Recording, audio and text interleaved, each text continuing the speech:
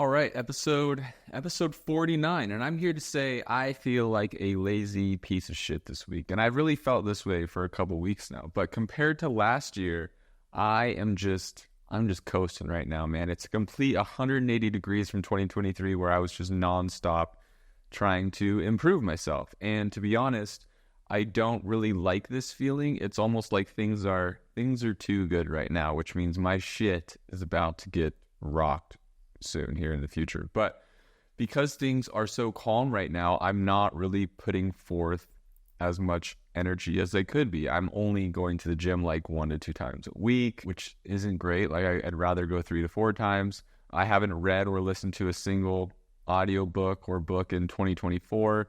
I've been watching a lot more TV recently, which I blame college basketball for.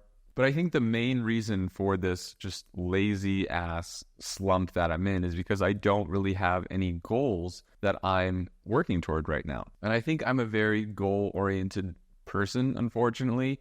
If there's a goal, especially like an external goal that others know about as well, I feel very motivated to try and accomplish it, primarily because I hate the idea of letting people down. But whenever I am very goal-oriented, I tend to develop a very strong routine. And this week, I was actually introduced to the concept of goals versus systems. I was watching this YouTube challenge, and this guy briefly mentioned it as a driver for building a good YouTube channel. In summary, he explained how for a lot of people, the main goal for becoming a creator was either building a large following of thousands of subscribers, so in short, fame, or it was to create a large source of revenue from their channel, so wealth. It was either like fame or wealth. Those were the main 2 goals. But these people get so caught up in their goals, and they neglect to build a system and accomplish these goals. And day after day, the motivation just slowly fades away because your goal remains your goal, and you just spent another day, not reaching it. And before you know it, you've completely just shifted your focus onto the next thing. Whereas people who focus on building a solid system are the ones who typically last longer and have a better chance of actually obtaining this goal, because they're not hyper focused on it. They're just focused on the efforts that they put in and day out. And I have a whole episode on how I think I have a very just hyper focused type of personality. But I also do love a good routine. And right now my routine is it's fucking ass because I have no goal. I'm not working toward anything. I have no reason to exert additional energy than necessary, because why would I, right? Like, this is the internal dialogue that I'm currently fighting. But after this guy explained this concept of goals versus systems, he explained this is actually a pretty common topic. So that's when I did some additional research for you guys. So first, we're going to talk about James Clear and his ideology on goals versus systems. So James Clear is the author of Atomic Habits. Now, this is a bestseller. I've never read this book, but I've gotten a pretty good summary based off the research that I've done on this concept that he talks about. So he explains the difference between goals and systems using examples like these. So if you're a coach, your goal is to win a championship, but your system is what your team does at practice every day. If you're a writer and your goal is to write a book, your system is to create a writing schedule that you can follow each week. Or if you're a runner and your goal is to run a marathon, your system is to develop a training schedule for the month. And he argues that if you completely just ignored your goals and focused only on the system, you probably will still get the same results of accomplishing your goal.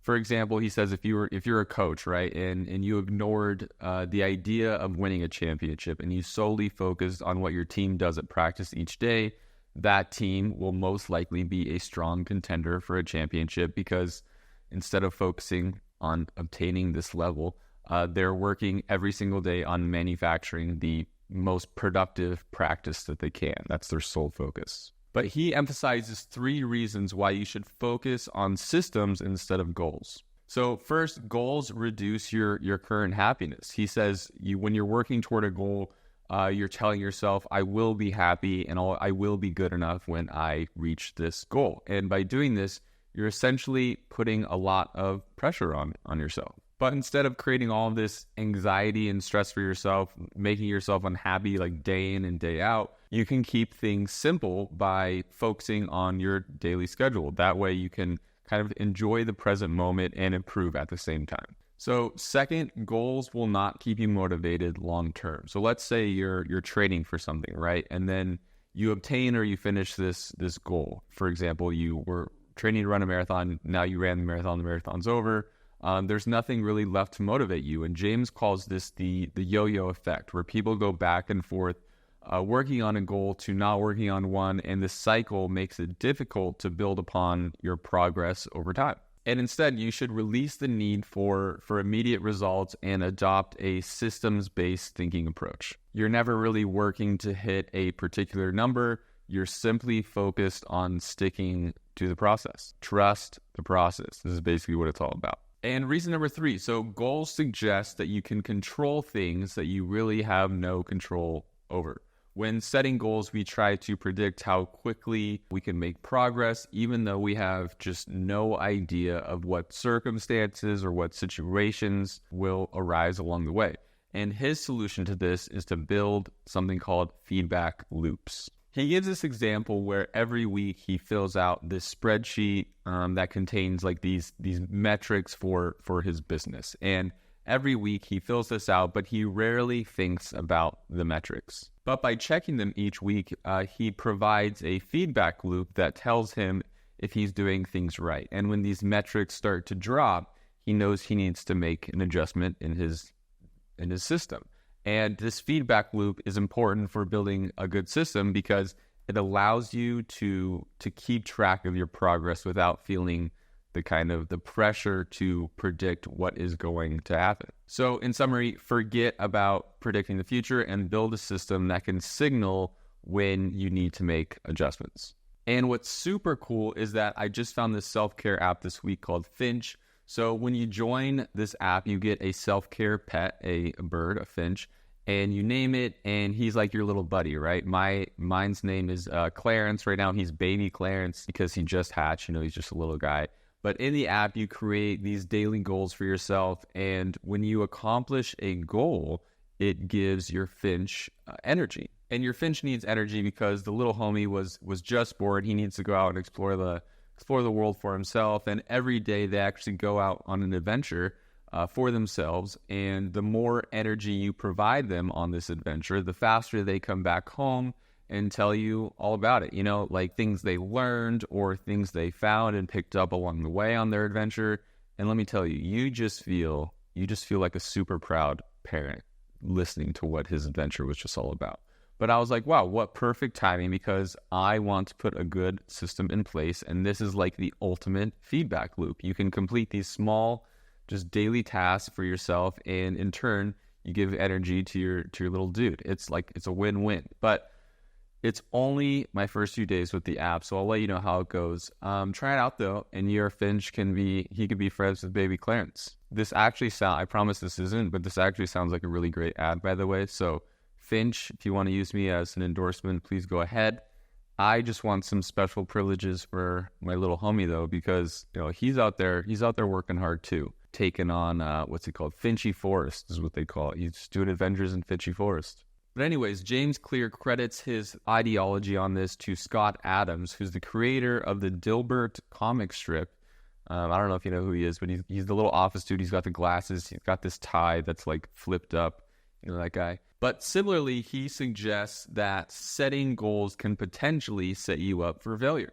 And Adams makes the comparison to losing weight. So say your goal is to lose 10 pounds. And even though you may be making progress by these small amounts every day, each day that you don't reach this goal, there's potential that you see it as a failure. And he says it takes up basically all of your willpower, and that willpower is a finite resource. And it's not wise to pick a model for success that requires you to constantly drain this finite resource. So instead of focusing on your goal of losing 10 pounds, spend time educating yourself about better choices that you can make throughout the day, which gradually, leads you toward a healthier lifestyle. And his reasoning is that in this scenario, you're arming yourself with knowledge instead of relying on sheer willpower. One thing that Adams does expand on, though, is that he recommends if you want to succeed, it's important to find out where your odds of success are the highest and basically to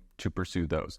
It's similar to the saying, like to put yourself in a situation or a position to get lucky. He explains that if you want to get struck by lightning, for example, that won't happen inside. You need to go outside. You need to find some lightning rods. You need to go to the highest peak. And all these individual steps are your system.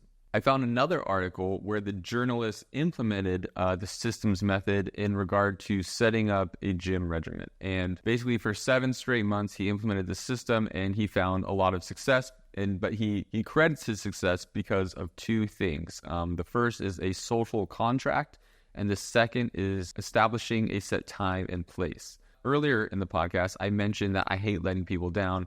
And making something public and giving someone your word just makes you so much more accountable. But this guy, he joined a gym with his friend and started working out every week, every Monday, Wednesday, and Friday at 6 p.m. No matter what, and it was always in the same place. And when your friend is relying on you and holding you accountable, you're most likely gonna show up. And by establishing a set time and place, you're minimizing your decision making. It's much harder to talk yourself out of, should I work out today? Where should I go to work out? Or when should I work out? When you basically minimize all those and those decisions all go away. Anyways, I thought this was a pretty interesting concept. I looked back at my 2024 goals and resolutions, and I realized I chose things that aren't necessarily concrete. For example, I talk about like wanting to embrace change and being more curious than judgmental.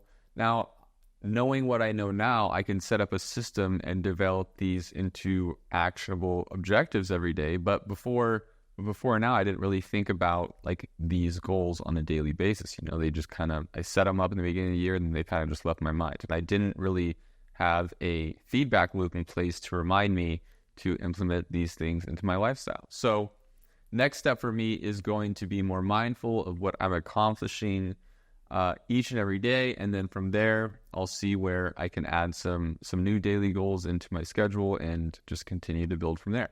But first, I need to get through Easter weekend, man, because it's fucking booked up. The second I'm done with this, my ass is heading straight to the store to find something to cook for my in-laws. Then we'll be there for the next couple hours. Then we have 2 stops for my family tomorrow. It's just a busy couple of days. So with that, I will talk to you next week. And thank you for listening or watching. I appreciate it. And yeah, implement some systems. Say fuck the goals. Get rid of them. Let's just implement a good system. Get it in place. But till then.